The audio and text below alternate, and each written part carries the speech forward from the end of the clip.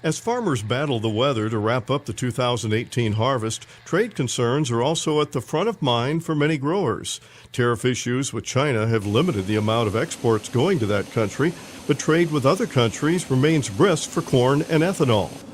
Tom Slate is CEO of the U.S. Grains Council.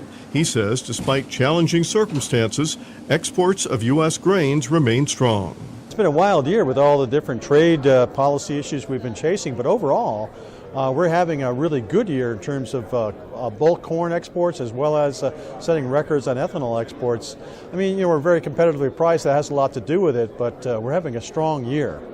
Corn and corn products are shipped to more than 70 countries worldwide. Slate says there's good demand globally for what farmers are growing. We're still looking at, for instance, Mexico by far and away as our biggest buyer on corn, setting a record over 15 million metric tons. That's a lot of corn going down there. Japan, Korea, our traditional customers follow behind that.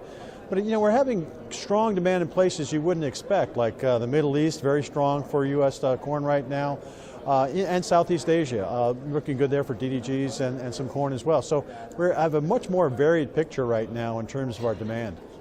Arranging trade takes effort and involves building relationships. Hundreds of grain buyers and sellers from around the world recently came to Minneapolis for the U.S. Grains Council Export Exchange with the goal of facilitating trade.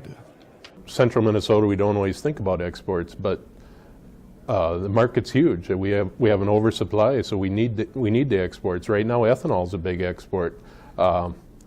Trying to build that ethanol demand overseas is huge for Minnesota corn farmers. Not that many years ago, farmers worried about the crop in the field. Now exports are a major focus. They're in the news every day. An event like the Export Exchange that we're at here today just points out how worldwide agriculture is and how important trade is to the American farmer. This is Lynn Ketelsen reporting.